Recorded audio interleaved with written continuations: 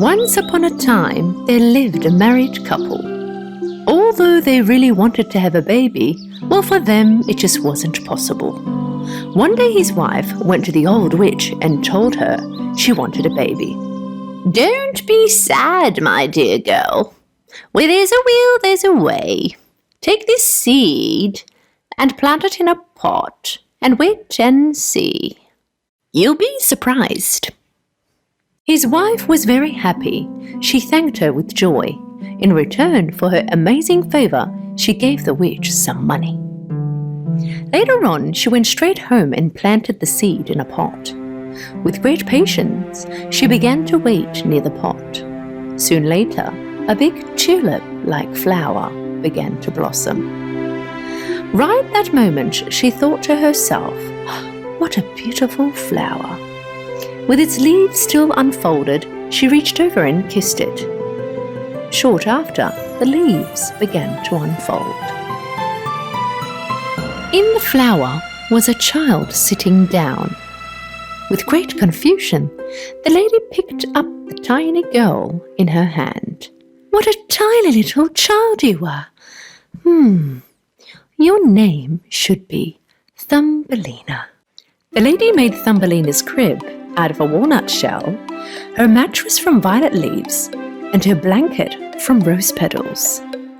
Thumbelina managed to adapt to her new life with ease. At night time, she would sleep in her bed that was made just for her, and during the day she would play on the table and sing songs. One night, while she was sleeping in her bed, an ugly frog appeared from the window. It saw the little girl sleeping in a walnut shell. Rabbit, oh my, what a tiny and beautiful girl you are. You'd make a great friend to my son. As fast as it could, the frog grabbed the walnut shell and went out the window. Right near the house was a swamp. The house in which the ugly frog and his son lived in was right here. The son of the ugly frog was just as ugly as his father. When he saw the tiny girl his father had brought him, he croaked at the top of his lungs. Rabbit, rabbit. Stop croaking. You're going to wake the girl up. If she wakes up, she will run away in fear. Rabbit. The father and son decided to make the little girl a place where she could stay. Father Frog had a great idea. Let's place the little girl on one of the lilies over at the stream. Being surrounded with all that water, it will be impossible for her to get away. Father Frog took Thumbelina with her crib and placed it on one of the lilies. In the morning, with the sparkling light of the sun, Thumbelina woke up. When she noticed she wasn't at home and saw that she was surrounded in water, in fear she began to cry. "Where am I?" Father and son frog went over to get Thumbelina. Here's your new friend. I'm preparing a great new home for you. It will be in the very deep waters of the swamp. Father and son took Thumbelina's crib, made from a walnut shell, and swam off, leaving her right there on the leaf. At that very moment, some red fish were swimming along, and they overheard what the ugly frog was saying.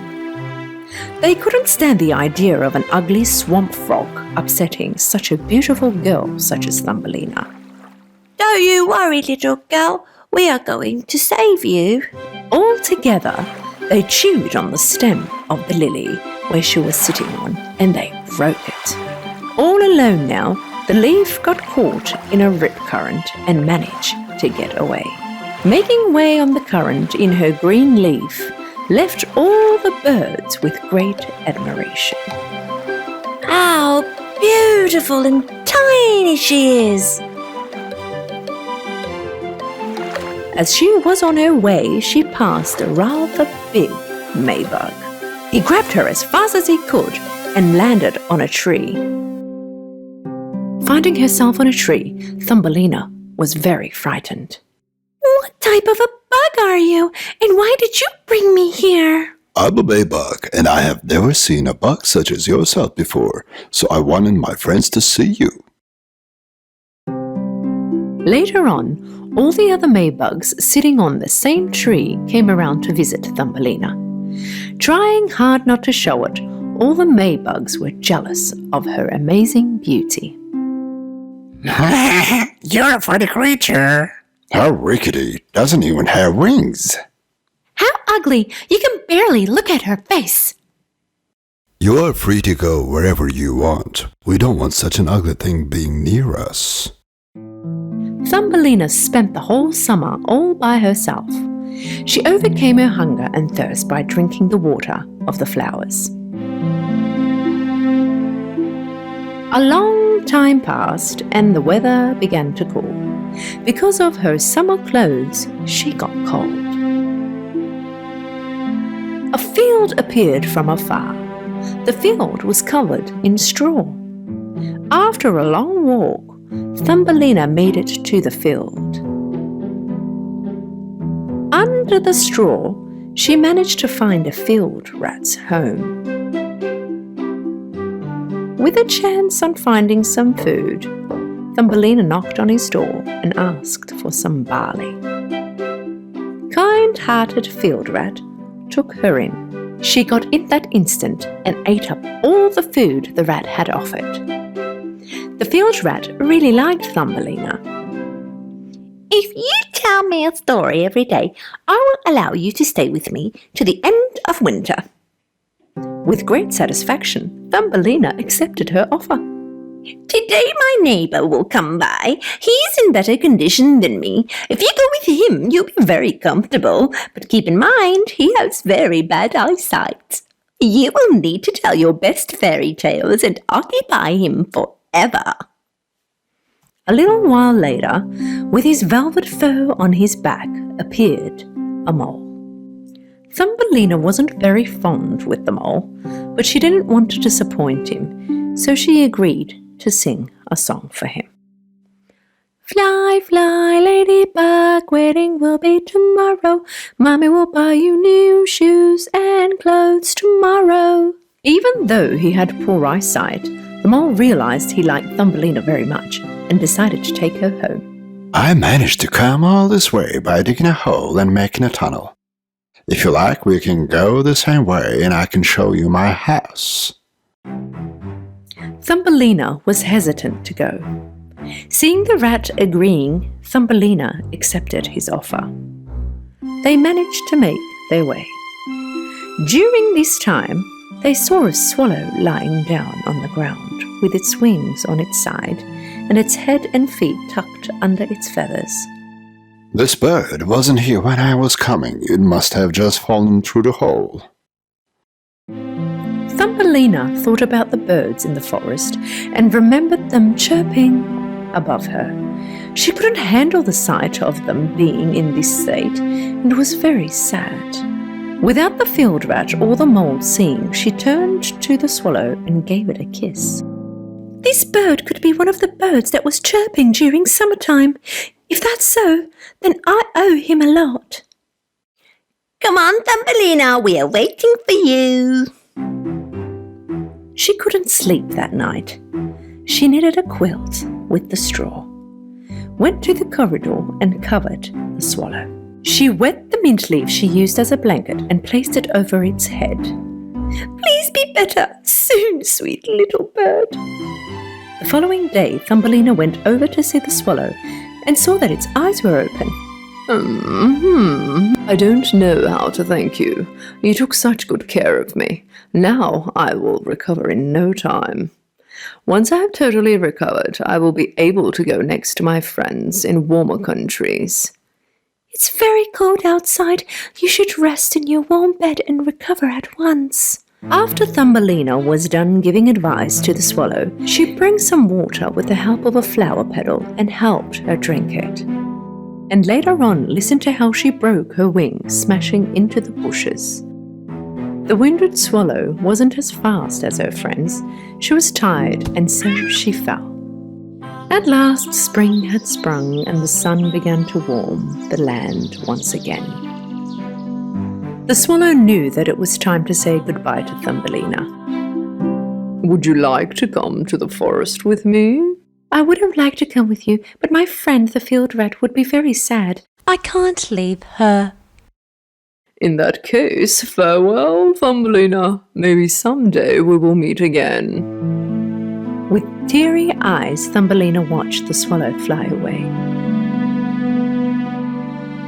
With summer ahead, Thumbelina's worries began to arise.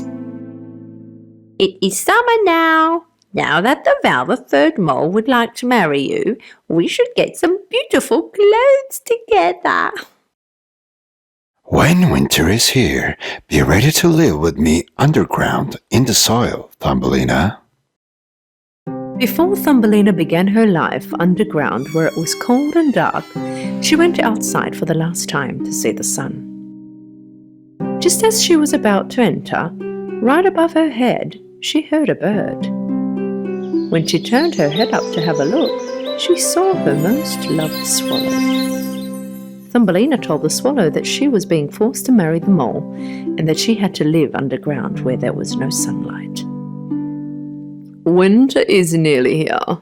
We are preparing to go to warmer countries. Please come with us. You've saved my life.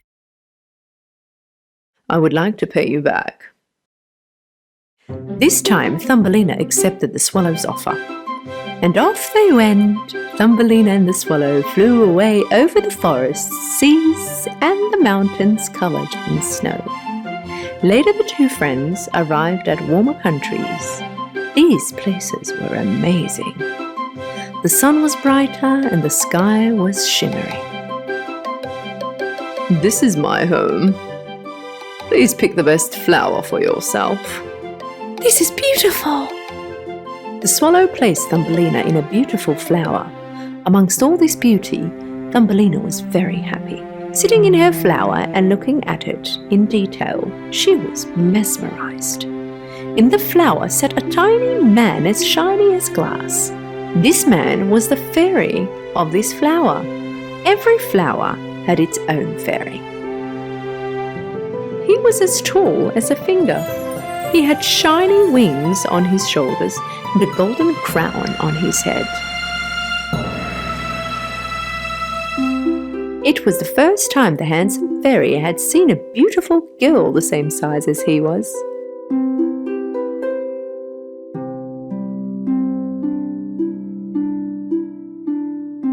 What's your name, beautiful girl?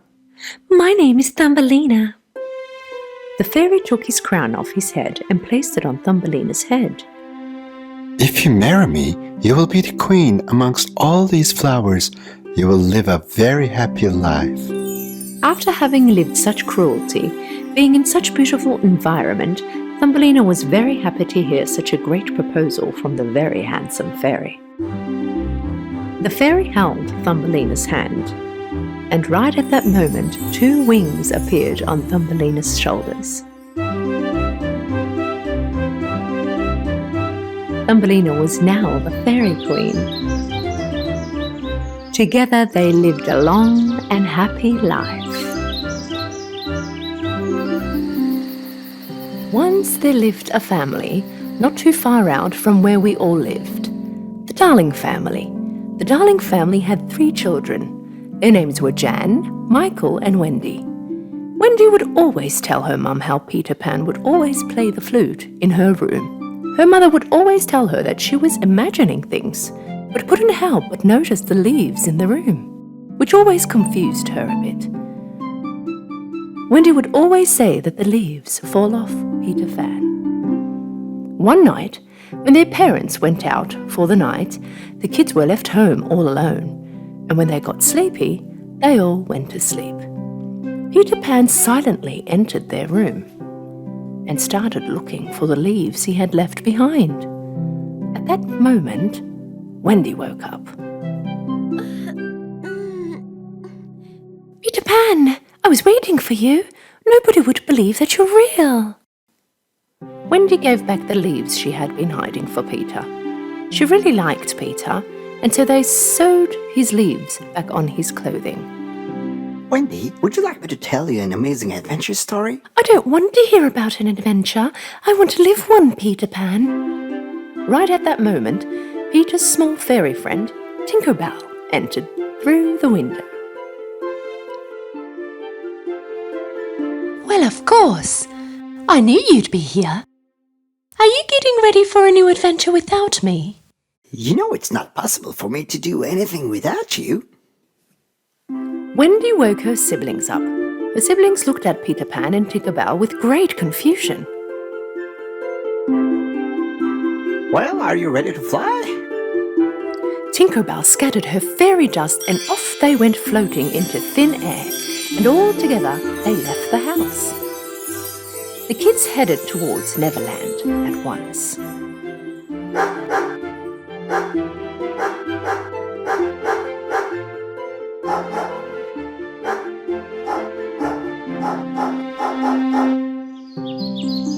After a long journey, they arrived at Neverland, and there they were.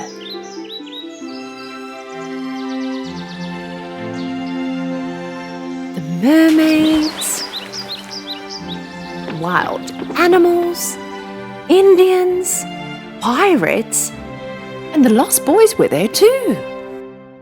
Amongst them all was the most dangerous of them, called Captain Hook. Captain Hook was Peter Pan's enemy. The reason for this was because when they were fighting, Peter cut his arm and a huge crocodile ate it. Along with his arm, he also swallowed his watch, and because of this, the crocodile would always make a tick-tock noise. And so Captain Hook would always know if the crocodile was near from the noise. When looking around with his binoculars on the deck, Captain Hook spotted Peter Pan and kids looking at him from the top of a hill.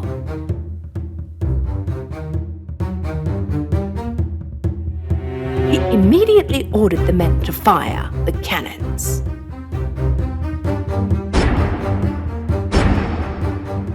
It was very hard for Peter Pan and the kids to get away from the cannons. Tinkerbell, you take the kids to a safe place. I will deal with Hook.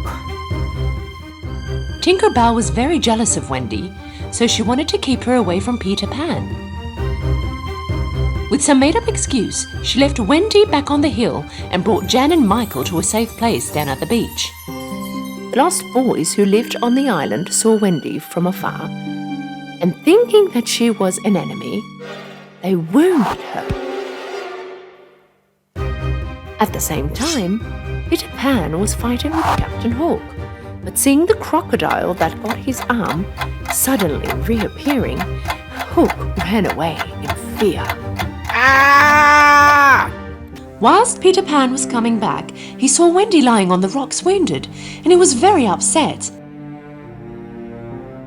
And the lost boys were very sorry when they realized that the girl that they had wounded was Peter Pan's friend. I have left the kids in your care. Tinker Bell was so sorry. She also realized that what she did was wrong. I am so sorry, Peter. This will never happen again, I promise. Lost boys made a beautiful home for Wendy and her brothers. At night, they all would sleep in the house underneath the trees, listening to Wendy's stories.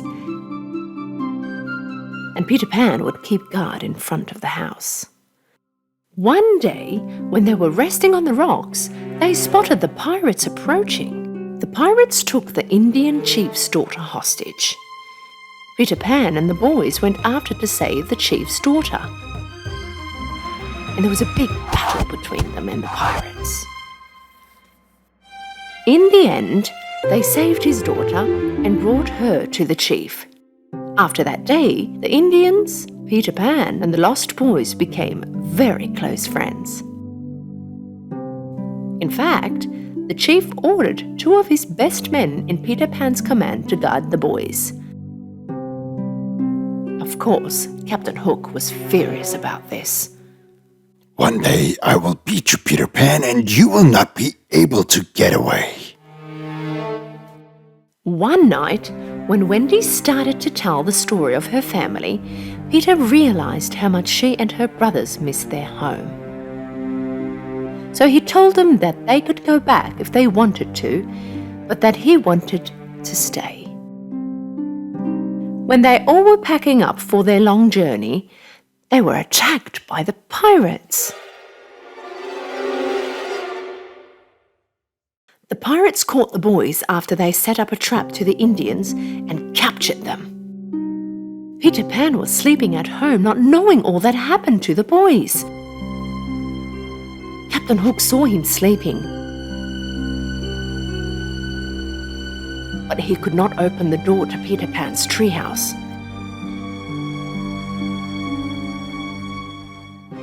Still, he poured the poison in the bottle he was carrying under the door, causing Peter Pan to sleep for hours.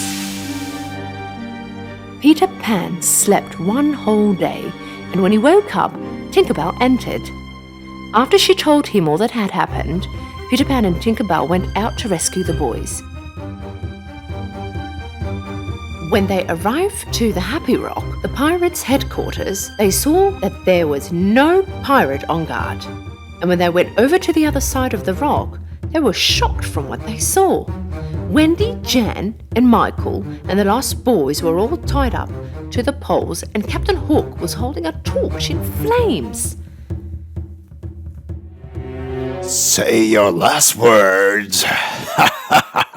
As their eldest, Wendy began to talk.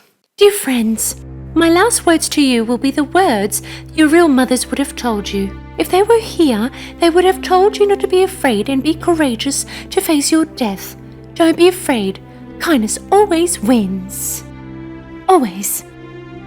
Captain Hook got very angry with Wendy's words, so he brought her to the boat and tied her to the big pole. At this moment, Peter Pan and Tinkerbell reached out to save the boys. At the same time, the Indians and their chief came to help. This made Peter Pan so happy, because with their help, they rescued the boys. It was now time to get Wendy. Peter Pan and the lost boys got on Captain Hook's ship, where only a few pirates remained. And when they realized that they would be beaten, they jumped off the ship.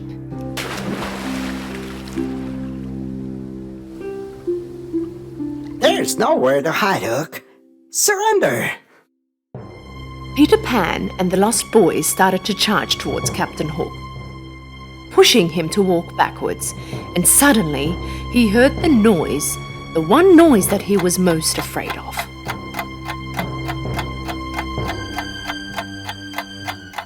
When Captain Hook looked back in fear, he saw the croc waiting for him to fall down into the water. Help!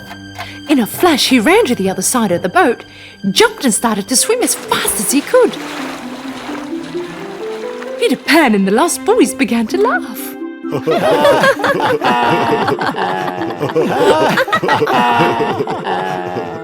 From that moment on, Hook's ship belonged to the lost boys and their captain was Peter Pan.